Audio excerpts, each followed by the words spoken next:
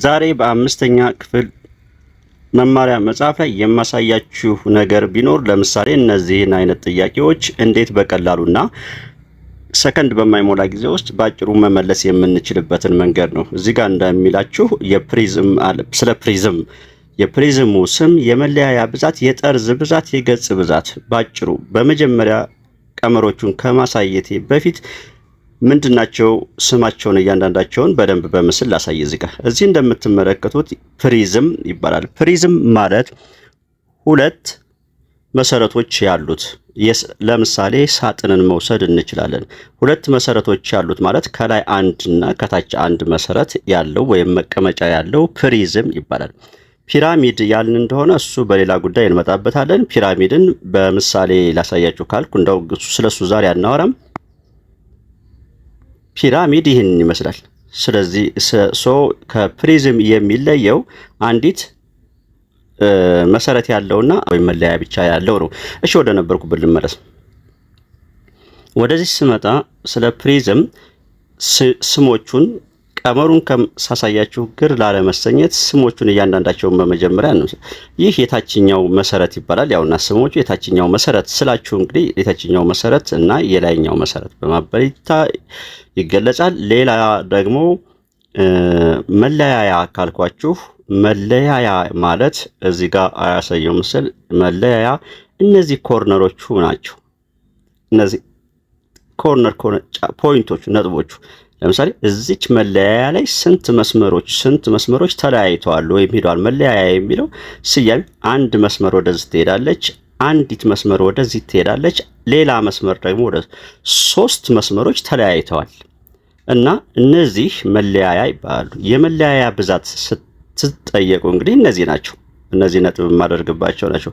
አሁን እነዚህን እንደዚህ ምስል ሰርታችሁ መለያያ ስንት እንደሆኑ ከመቁጠር ይልቅንስ አጭሩን መንገድ ሌላው ስለ ገጽ ብዛት ነው። የገጽ ብዛት በሁለት ከፍለን እናየዋለን። አንዱ ቋሚ ገጽ ማለት ከጎን የምናየው ወይም የጎን ገጽ፣ ይቺ ባጭሩ መሰረቱን ሳይጨምር ከላይና ከታች ያለውን ሳይጨምር የጎን ገጽ ይባላል። የጎን ገጽ ብዛት ስንት ነው? የጎን ገጽ ጠቅላላ ገጽ ከሆነ ደግሞ ከታችም ከላይም ያለውን ይጨምራል እያልኩ ነው። የመጨረሻው ጠርዝ ሲባል ደግሞ እነዚህ መስመሮች ናቸው። እነዚህ መስመሮች ጠርዝ ይባላሉ። በዚህ ምስል ላይ ስንት ጠርዞች አሉ ነው። እንደዚህ አሁን እናንተ እየቆጠራችሁ ሊሆን ይችላል የምትሄዱት። አሁን እነዚህ ጠርዞች ይባላሉ። እንግዲህ ወደ ትዕይንቱ እንሂድ። እዚህ ጋር ቀመሩን አስቀምጡ። ጎ የሚለው በመጀመሪያ ጎ ስላችሁ የጎን ብዛት ወይም የመሰረት ጎን ብዛት ነው። እነዚህን ሶስቱን ወይም አራት ነገሮች ለመመለስ አንዲት ነገር ማወቅ ብቻ ነው የሚሆነው። ጎን ማለት አሁን እዚህ ጋር አንድ ፕሪዝም ስዬ ባስቀምጥ ተመልከቱ። ያውና አሁን አንድ ፕሪዝም እየሰራው ነው።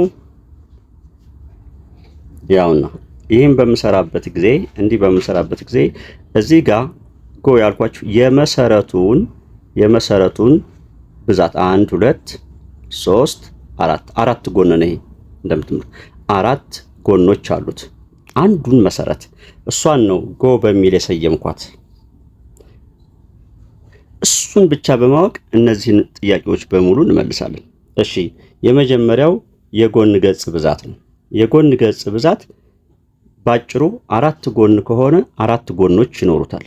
ስለዚህ የጎን ገጽ ብዛት መሰረቱ ፕሪዝሙ 4 ጎን ከሆነ አንዱ መሰረት የጎን ገጽ ብዛትም 4 ይሆናሉ።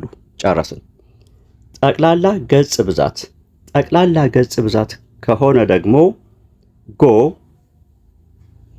4 ከሆነ 4 ማለት ነው። 3 ጎን ከሆነ 3 ሲደመር ሁሌ 2 እንጨምርባታለን። የጠቅላላ ገጽ ብዛት አገኘን ማለት ነው። የመለያያ ብዛት ከሆነ ደግሞ 2 ሲባዛ በጎ ጎ 4 ከሆነች በ2 ስናበዛ 8 መለያያዎች ይኖሩናል። የመጨረሻው የጠርዝ ብዛት 3 ሲባዛ በጎ 4 ጎን ከሆነ በ3 ስናበዛው የጠርዝ ብዛት 12 እናገኛለን። አሁን ወደ መልመጃው እስኪ እዚህ እንደምንመለከተው እንግዲህ እዚህ ጋር ፕሪዝም አለ። የፕሪዝሙ ስም በመሰረቱ ይወሰናል። ጎነ 3 ፕሪዝም። እሺ የዚህሳ ጎነ 4 ፕሪዝም። እሺ የዚህስ ጎነ 6 ፕሪዝም። ስማቸውን ጨረስን። የመለያያ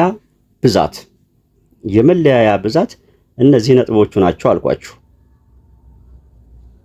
ስለዚህ የመለያያ ብዛት መጀመሪያ ስንት ጎን ነው? መሰረቱን ነው የምንቆጥረው። 3 ጎን 3 ሲባዛ በ2 ወይም 2 ሲባዛ በ3 የጎን የመለያያ ብዛት። ይሄ ደግሞ 4 ስለሆነ 2 ሲባዛ በ4 ትላላችሁ። ይሄ ደግሞ 6 ስለሆነ 2 ሲባዛ በ6። እሺ የጠርዝ ብዛት ከሆነ ደግሞ ይሄ በ3 ነው የምናበዛው። 3 ሲባዛ በ3 3 ሲባዛ በ4 3 ሲባዛ በ6። የገጽ ብዛት ከሆነ ገጽ ብዛት ሲላችሁ እንግዲህ ጠቅላላ ገጹን ነው ማለት ነው።